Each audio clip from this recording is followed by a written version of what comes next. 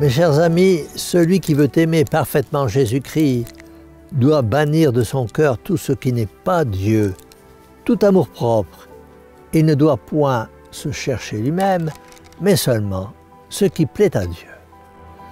C'est ce que le Seigneur nous commande quand il dit « Vous aimerez Dieu de tout votre cœur ». Pour aimer Dieu de tout son cœur, il faut, premièrement, en bannir tout ce qui est terrestre. Deuxièmement, le remplir de tout ce qui est Dieu. Ainsi, un cœur qui conserve excessivement quelques affections terrestres ne peut être tout à Dieu. Mais comment peut-on purifier le cœur de toute affection terrestre? On le purifie par les mortifications et par le détachement. Certaines âmes se plaignent qu'elles cherchent Dieu et ne le trouvent pas. Voici ce que leur répond Sainte Thérèse. Détachez votre cœur de la créature et cherchez votre Dieu. Vous le trouverez. Le mal est qu'il y a des personnes qui veulent se sanctifier, mais à leur manière, elles veulent aimer Jésus-Christ, mais en suivant leurs inclinations. C'est-à-dire sans renoncer à leurs amusements, sans renoncer au bien-être, au plaisir mondain, aux vanités, aux délices de la table. Elles aiment Dieu, mais si elles ne viennent pas à bout d'obtenir ce qu'elles lui demandent, elles vivent dans l'inquiétude et le découragement. Si on touche à leur réputation, elles s'irritent. Si elles ne guérissent pas de telle ou telle maladie, elles perdent patience. Elles aiment Dieu, mais à condition que Dieu soit leur serviteur et que Dieu les exauce dans le sens où elles le désirent, sans jamais ajouter une prière capitale. Mon Dieu, non pas comme je le veux, mais comme vous le voulez, non pas ma volonté, mais la vôtre. Celui qui veut que Dieu se donne tout à lui doit se donner tout à Dieu. Notre Seigneur nous a dit qu'il fallait renoncer à tout pour être un vrai disciple.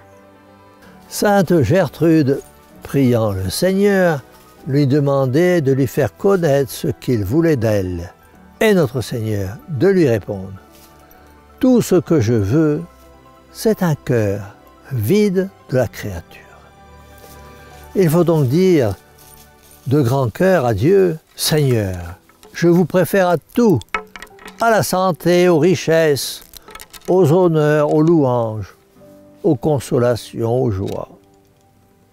Préférer servir Dieu et les hommes, c'est ce que doit ressentir au fond de son cœur celui ou celle qui désire entrer en religion. Notre monde a besoin de jeunes ou de moins jeunes qui soient pleins de courage et qui mettent leur vie au service de l'Évangile. Une vie toute donnée, une vie toute usée par le devoir du service divin.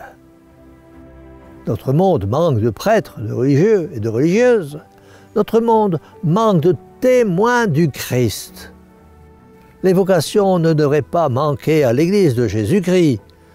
Si nous étions tous plus généreux, plus soumis aux désirs divins, si un jeune homme est appelé à l'état religieux et que ses parents s'y opposent, il doit préférer la volonté de Dieu à celle de ses parents qui, pour satisfaire leurs intérêts personnels, veulent nuire à son bien spirituel.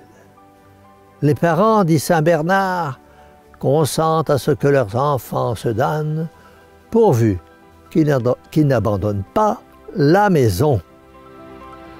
Ce qu'il y a de plus surprenant, c'est que des pères et des mères qui d'ailleurs prient, qui assistent à la messe très souvent et communient, qui se disent fervents et pratiquants, font tout leur possible pour entraver la vocation de leurs enfants. Le théologien Haber prétend que celui qui manque sa vocation reste dans l'Église comme un membre hors de sa place et qu'ainsi il ne pourra que très difficilement remplir ses devoirs et se sauver. Le choix de l'état de vie est appelé par le père Grenade la roue principale, comme une horloge. Dès que cette roue est dérangée, toutes les autres sont en désordre. De même, si l'on manque à sa vocation, toute la vie n'est qu'un désordre. Et nous en avons la preuve sous nos yeux dans bien des cas.